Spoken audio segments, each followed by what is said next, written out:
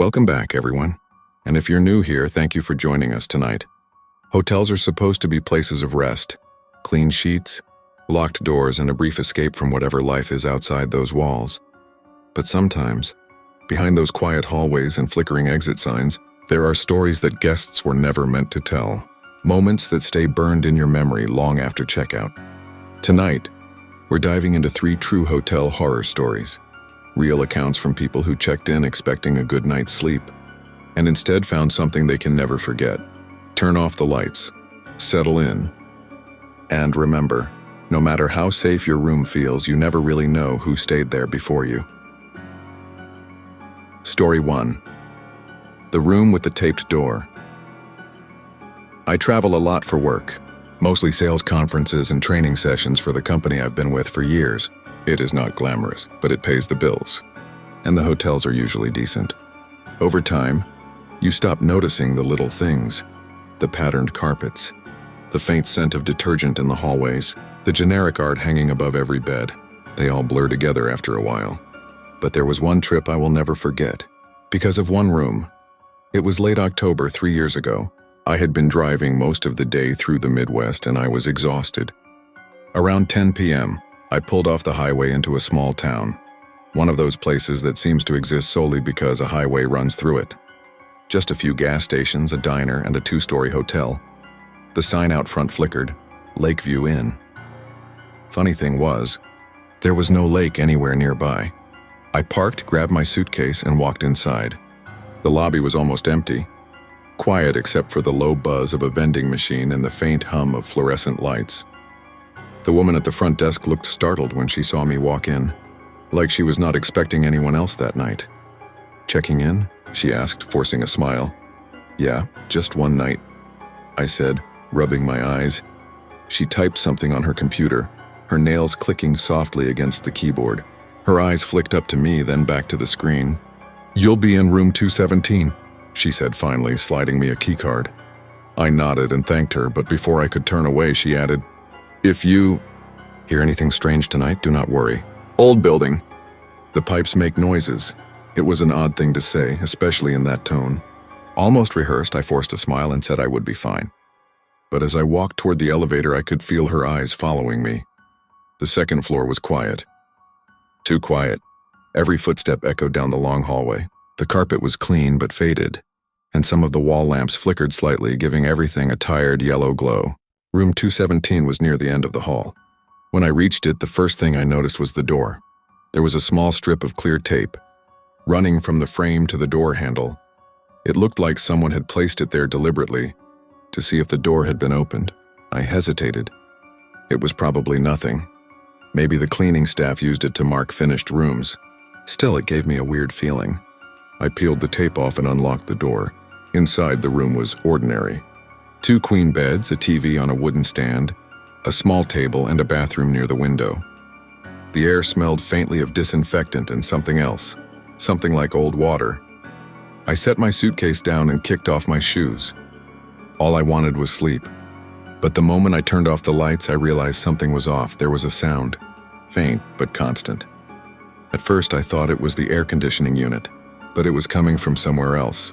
Low, muffled like a rhythmic tapping against the wall. Tap, tap, tap. It would go on for 10 seconds, then stop, then start again. After 10 minutes of trying to ignore it, I got up and pressed my ear against the wall. It was coming from the room next door, room 215. It sounded like someone pacing slowly, then stopping, then tapping against the wall right behind the headboard of my bed. I sighed. Someone's probably just restless, I thought. I switched on the TV to drown it out and eventually drifted off. Around 3 a.m., I woke up suddenly. No sound, no light, just a heavy silence. For a few seconds, I could not figure out what had woken me. Then I noticed the TV and it was off. I was sure I had left it on. I reached for the remote and froze. The tapping was back. Only this time, it was coming from inside my room. Soft, slow, tap, tap, tap. It was coming from the closet. My chest tightened. I stared at the closet door, half open, the darkness inside looking thicker than it should have been. I told myself I was imagining it. Maybe the pipes, like the receptionist had said, but then it stopped. And I heard something else, breathing, very slow, very close. It was coming from the closet, from the dark behind those half-open doors. Every hair on my arm stood up. I reached for the lamp, but my hand was shaking so much I knocked it over. The bulb flickered as it rolled onto the carpet, throwing moving shadows across the room. The breathing stopped. I sat frozen, staring at the closet. 10 seconds passed. 20. Then I heard the faint creak of the closet door moving, just slightly. That was enough. I grabbed my phone, turned on the flashlight, and shone it directly inside. Nothing. Just hangers, a few extra pillows, and an ironing board. Empty. I exhaled hard, heart racing. Get a grip, I told myself. I locked the closet door shut and tried to laugh it off. Maybe I had dreamed it. Maybe I was overtired. Still, I did not sleep much after that. The next morning, I went down to the front desk to check out. The same woman was there. When I handed her the key card, she asked quietly, "Did you sleep okay?" I hesitated, then said, "Actually, do you guys have someone staying in 215? There was some weird noise last night." Her face changed instantly. Her polite smile disappeared. 215? She repeated softly. She turned to the computer and typed something. Then she looked back up at me. "No," she said. "That room is vacant," I frowned. "You sure?" I heard footsteps and tapping from there around midnight. She looked uncomfortable, glancing toward the hallway. Then she leaned in a little closer and said quietly, "You did not open your window last night, did you?" I blinked. "No, why?" She hesitated again, then shook her head. "No reason. Have a safe trip." I left feeling unsettled, but told myself not to overthink it. Weird things happen in hotels. Old buildings, thin walls, tired minds, but before I left, as I was walking toward the parking lot, I noticed something. A maintenance man was walking into the lobby holding a roll of clear tape in one hand.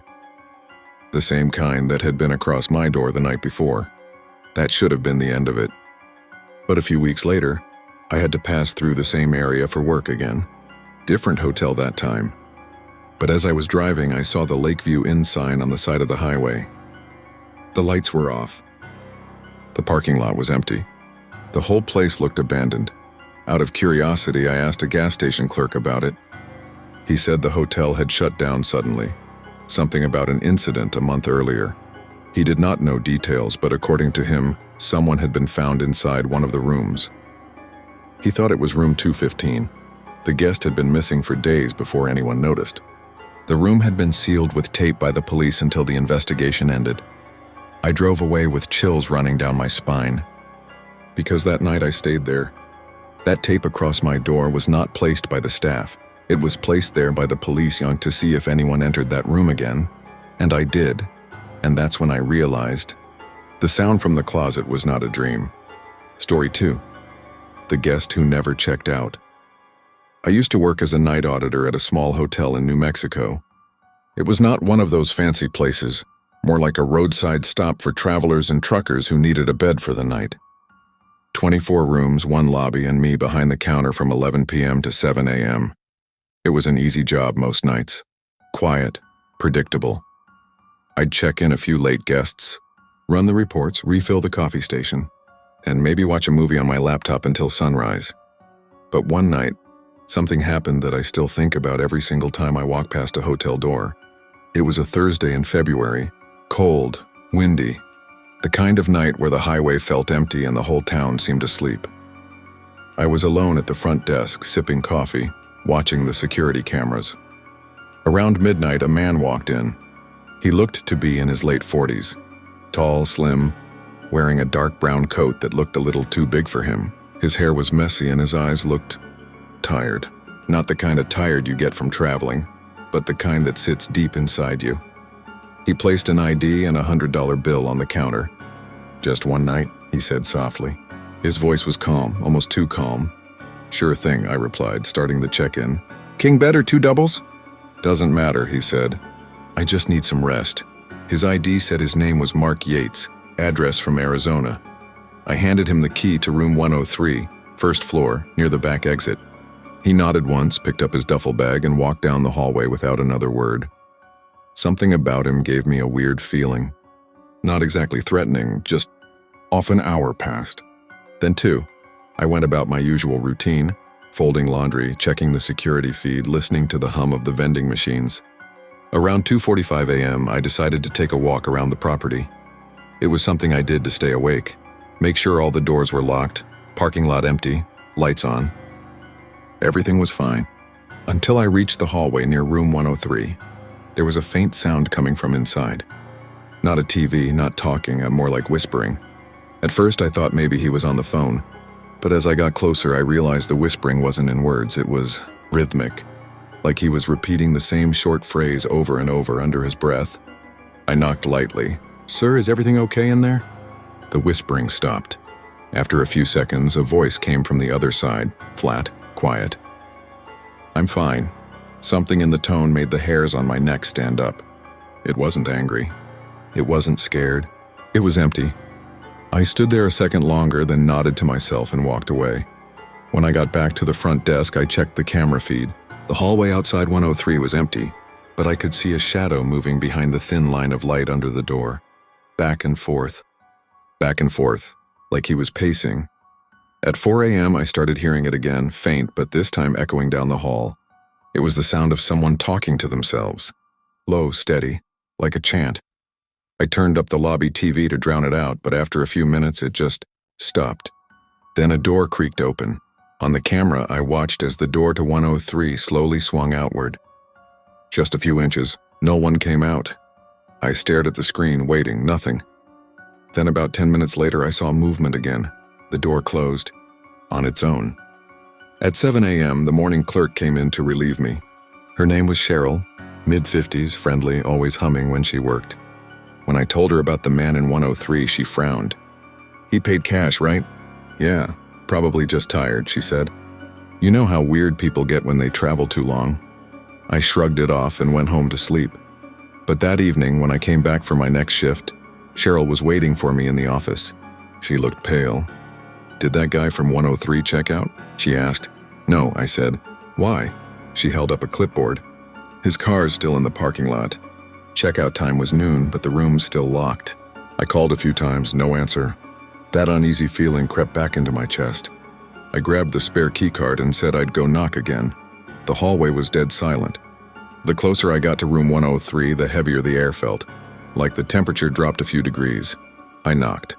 No response. "Mr. Yates?" "It's hotel staff. Just checking in." Nothing. I slid the key card through the slot and pushed the door open. The first thing that hit me was the smell, stale, metallic, like old blood and something rotting underneath it. The room was dark. The curtains were drawn tight, the TV off, the bed untouched, and then I saw him. He was sitting in the corner on the floor, facing the wall, still wearing that same brown coat. His head was tilted slightly to one side, his body motionless. "Sir?" I said, voice shaking. No response. I took a step closer and realized he was dead. His eyes were open, staring at the wall. There was no visible wound, just an odd, twisted smile on his face. A duffel bag sat beside him, half open, filled with nothing but newspapers and a small portable radio. The radio was turned on, but there was no sound, just faint static. The police came within the hour. They questioned me, Cheryl, and everyone who had been on shift that week. Apparently the man's name, Mark Yates, didn't exist. The ID he gave me was fake. They found no credit cards, no phone, no wallet. The car in the lot was stolen from a different state. Whoever he was, he had checked in under a false identity, sat in that room all night whispering to himself, and died before morning. The coroner said there were no signs of trauma, no drugs, no alcohol. He just stopped breathing. But here's where it gets stranger.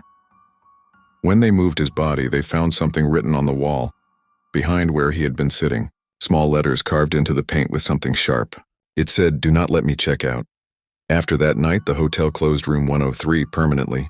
The door stayed locked, lights off, never rented again. But sometimes when I worked the late shift, I would see things on the camera feed.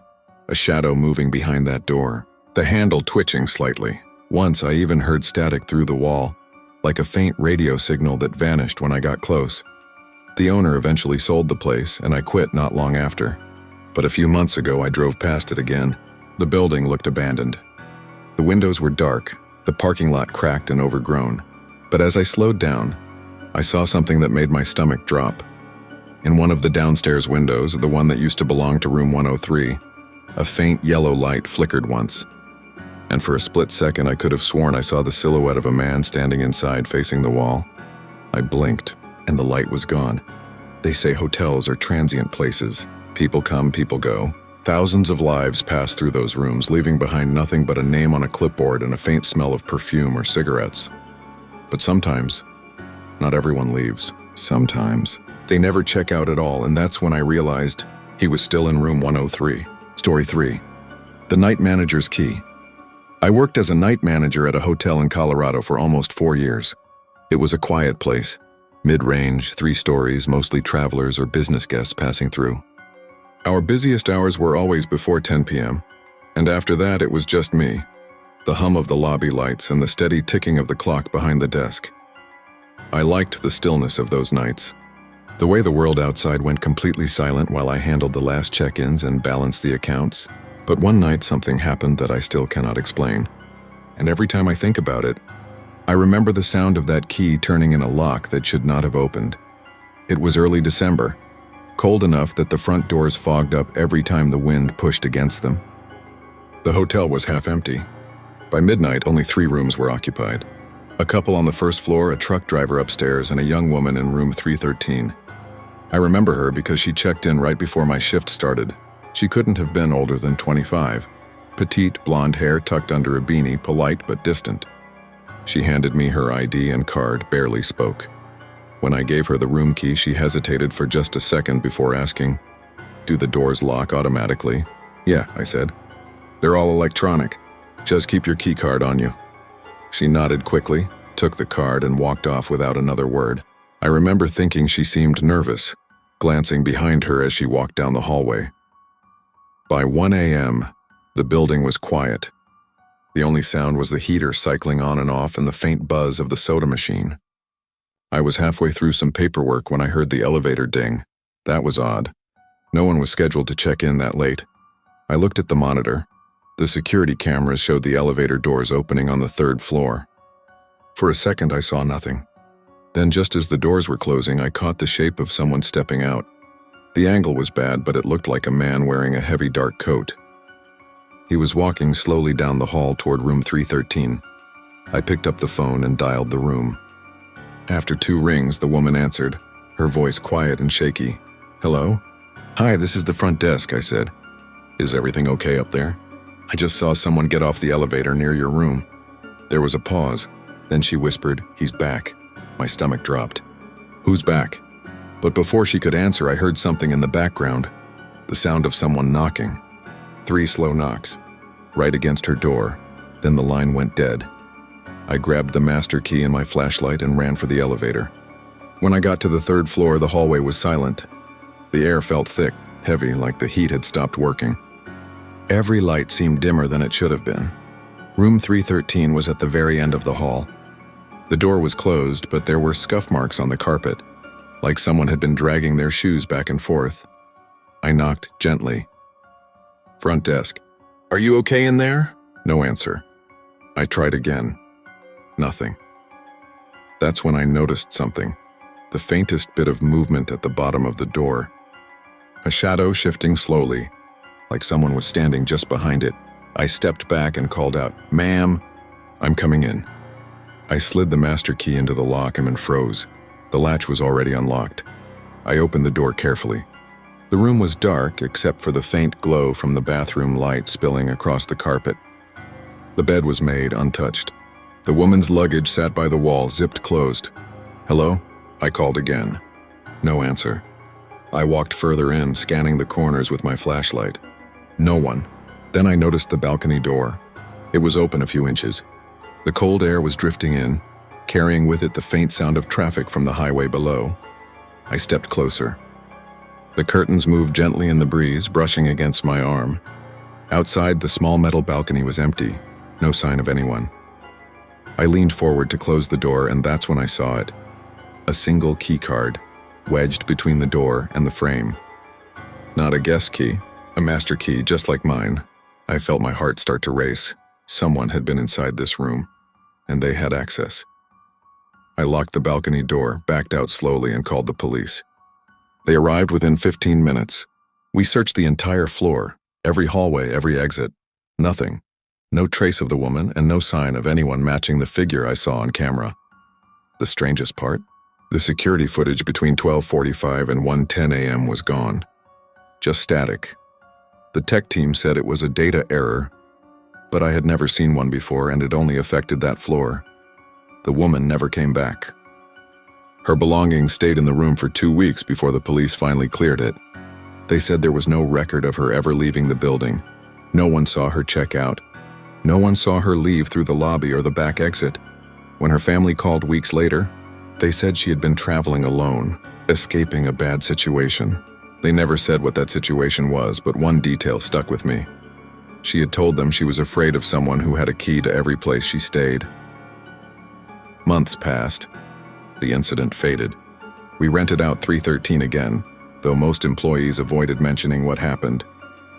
Then, about a year later, a new desk clerk was covering the night shift. Around 2 a.m. he called me, panicked.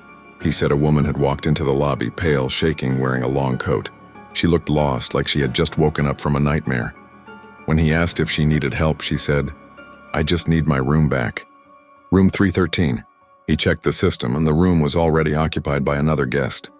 He told her that, and she just smiled faintly and said, "He's not there anymore." Then she turned and walked out into the parking lot. When he ran to look outside, she was gone. The next morning, the guest in 313 checked out early, around dawn. He came to the desk, eyes wide, hands shaking. "There was someone in my room," he said. He claimed he woke up to the sound of the balcony door sliding open and saw a woman standing there staring out into the darkness. When he turned on the light, she was gone. After that, I stopped working nights. The hotel eventually changed names, got new management, new locks, new cameras. But some nights when I drive past that building, I still feel my stomach tighten because I remember that master key I found wedged in the balcony door, and the fact that it matched mine exactly, down to the engraving on the edge. I kept it for a while locked in a drawer, until one morning it was gone and I never told anyone this. But sometimes when I close my eyes at night, I can still hear the sound of a door unlocking somewhere in the dark, slow and careful, like someone who already knows the room number. And that's when I realized the key was never mine to begin with.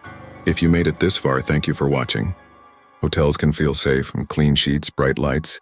Front desk just a call away, but behind every locked door, there's a story no one wants to tell. If you have ever experienced something terrifying while staying in a hotel, share it down in the comments. Your story might be featured next time. Until then, sleep well. And remember, you never really know who had the key before you.